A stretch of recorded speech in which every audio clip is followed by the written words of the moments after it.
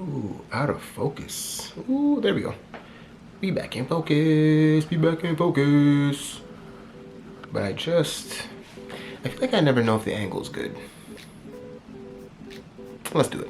So, what's going on, y'all? It is me again, Joseph Morrison, aka Kojo LOCS. I'm here bringing you another video, and today we're going to be talking about the nighttime routine for your starter locks. So it's really simple, really. I mean, when you think about nighttime routine, all you're really thinking about is what you do before you go to bed and while you're sleeping. So there isn't really as much to think about, I guess, at night as you would be thinking about during the daytime, because you're obviously doing a lot more and various things during the daytime. But at night, you know, we obviously want to get ourselves ready for bed. And then as we're going to bed, we want to be thinking about what we're doing. So today, we're really primarily going to touch on three products or three things that I want us to discuss in regards to our nighttime routine that we should kind of keep in mind. Because prior to going to bed, you're really not going to be doing much, especially in that starter lock stage. Again, we're trying to do things just to kind of maintain the locking process, and then for most of that, it's trying to do as little manipulation to the hair as possible.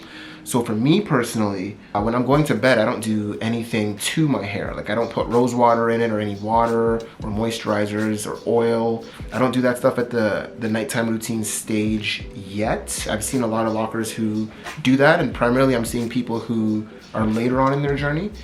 But for me, in the beginning stages, all I'm doing at night is really worrying about protection as I'm sleeping for my hair, and that's really it. So let's jump right into those three items that I talked about that we'll talk about right now.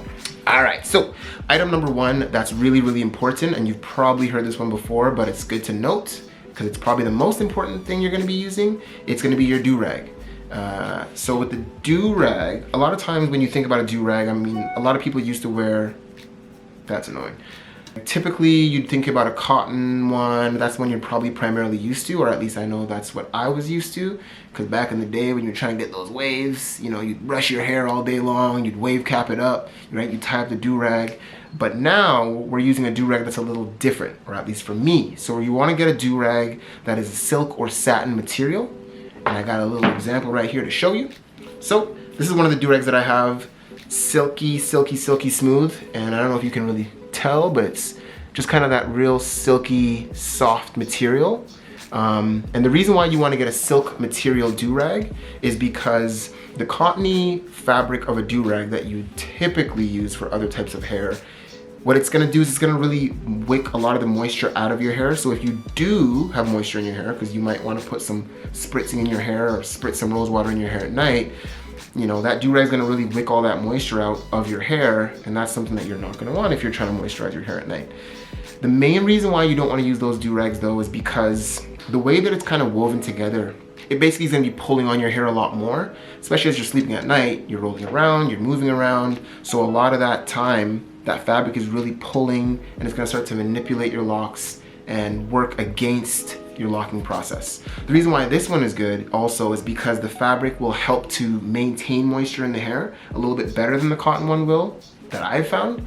So I like it for that reason. And because it's not gonna really wick the moisture out of your hair, it's not gonna get as dirty at night, although it will over time, so don't just have one do-rag that you're gonna use forever.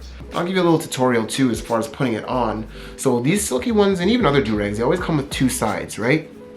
So as you can see here, I don't know if you can see it really well, but you see how this side kind of has a little frilly thing there? So you don't want to use that side, because if you do, that's going to kind of get into your hair. It's going to kind of cause that creasing, which you don't want, which will manipulate the locks again. You want to use the other side, right? You want to use the side where the stitching is seamless, right? You don't have a seam there. It's really simple. You're just going to put that do-rag on your head. So the seam side is on the top, so it's not gonna get in my locks. I'm gonna pull it down, and I'll actually untie this just to show you the whole thing. So all you do, pull it down over the head. You're gonna tie it over top of the ears, loop it around the back, go back around the forehead. So here's where I try to make sure I'm not doing it too tight, because that's just gonna be uncomfortable as you sleep. It's gonna start squeezing your head. So just find a good tension that is form-fitting, but not super tight. And then you're just gonna tie a little knot in the back there. If you do have somebody that can help you with it, if you feel like you need help doing it, you know, feel free to ask. So as you can see in the back, just tie just a little knot right there. And then what I do is I'll grab these two sides and I'll just pull it down just like that, so that now my hair is really, really compressed. It's really kept together, it's really held together. So as I sleep, that silky material is just gonna rub off on my pillowcase, my hair is protected, moisture stays in, and we're good to go. You got your little Batman cape in the bag right there for all you Batman lovers out there. But the most important thing is your hair is kept, and this is gonna be probably the most important product you use at night. It's very, very important that you wear it every night or as much as possible. You know, people say once you get down the road a little bit more, 5-6 months, you may forget to throw it on. I have yet to do that. I'm still wearing it every night, but just make sure you have it. And a little life hack for you right now too. What I do at night, I actually just leave it tied. So when I take it off, I make sure that the tie or the knot stays knotted, so that when I put it back on the next night, I don't have to think about retying it again and maybe I do it too tight or too loose or whatnot. So it just kind of helps me to maintain the tightness that I like and that I prefer. And it's just one less thing to think about at night. Another item that I want to talk about, the bonnet. So very, very similar thing to the do-rag, but the difference with the bonnet is it's a little bit looser than a do-rag is. So you can kind of see it has the seam here. So this is where it's going to go around the head, and I'll just throw it on the head to show you. So just gonna throw it on, make sure the seam isn't on your locks or anything like that. So for me, somebody with a high top set, I can just kind of put it on my head like that. But if you have a full set of locks, you're probably gonna wanna pull it down over the ears maybe, or all the way down the back, so that the back of your hair that would have locks isn't being manipulated or affected by the bonnet. So the good thing with the bonnet, same principle as the do-rag, but the difference obviously, as you can see, there's a lot more room in there, right? So the benefit of the bonnet is it's gonna help to keep moisture in your hair, and it's also gonna help to kind of keep the hair protected. And because it's that silky smooth material, right, we're not gonna be getting tons and tons of moisture or tons and tons of buildup or oils that are gonna get stuck to the bonnet. But the detriment to it for starter lockers is it is still pretty loose. I would preferably go with the do-rag, always. You can put the bonnet on over top of the do-rag, or if there's a night that you're just feeling kind of lazy, throw on the bonnet, because obviously it's easier to just put on and take off, and yeah, you're good to go. So those two things are really, really key. So we'll jump into item number 3. We're gonna talk about the pillowcase. So you're probably like, pillowcase, really? Yeah, pillowcase. You wanna make that silk too. So let's just grab our, wait, where did I put that? Ah, there it is. I know I left it somewhere. All right, so the last thing we're gonna talk about is our silk pillowcase. So this is my pillow. This is what I sleep on. As you can see, it's kind of hard to tell, or I don't know if it's hard to tell, but as you can see, it's a very silky material. So very similar to that silk satin do-rag or silk satin bonnet. It's the same formula, same principle. So you want that same silky satiny material so that it's not going to pull on your hair, which is going to interrupt your locking process. And the good thing with this is, if you do happen to have a night that you forget to wear your bonnet or you forget to wear your do-rag, and you are just gonna go to sleep, at least you have a silk pillowcase to kind of help give that extra base layer of protection to prevent any type of pulling that the hair is gonna go through throughout the night. Obviously, it's always beneficial to wear your do-rag, but I'm sure there is gonna be a night that I do, especially once you start to get to that process where your hair is more locked, or it's starting to bud, or it's kind of maturing. And I'm nowhere close to that yet. I'm still, I mean, it's getting there, you know? I know you guys are probably looking at my head and going like, bro, your locks are looking a bit messy, my dude. Well, that's the process. Not to mention pandemic, so my loctician's closed.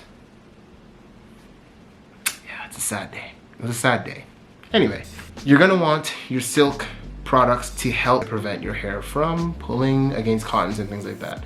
So with your do-rag, which you should wear every single night, especially for starter lockers, it's very, very important.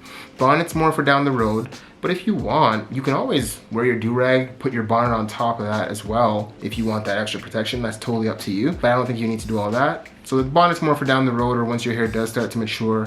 But another staple also is that silk pillowcase, which is clutch. And one thing I'll say about all of these things is don't just have like 1 or 2 of them, especially with the do-rag. It's something that you're gonna be wearing every single night. The silk pillowcase, something you're gonna be using every single night.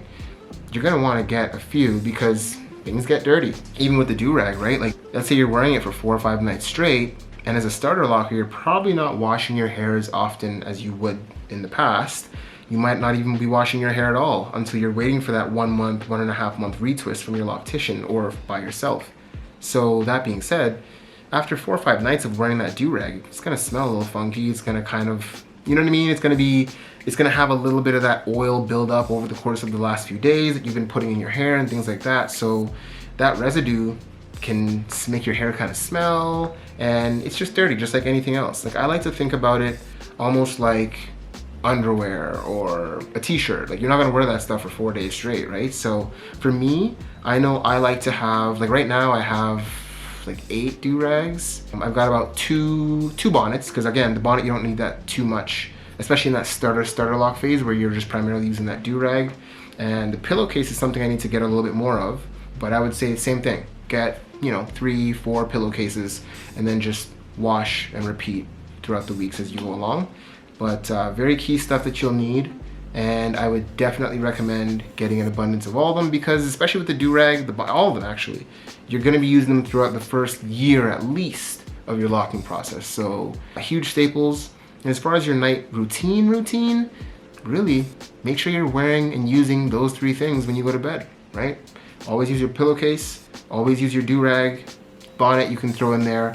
If you're feeling a little bit lazy too and you don't wanna do that whole do-rag wrap, throw on a bonnet at the very least and keep your day going, all right? So keep those things in mind. Coming up next, we're gonna have some more material. I've got a couple good ideas that I wanna touch on, but stay tuned. Stay tuned. I'm gonna be trying to drop 1 to 2 videos a week. So please, if you have any comments, any questions, leave them down below. Subscribe to my channel, and let's keep the conversation going. For those that have been in the locking game for a while, please give me some tips. And for those who are thinking about it or are on the lock journey just like I am, let's do it, all right? Stay locked, keep it going, peace.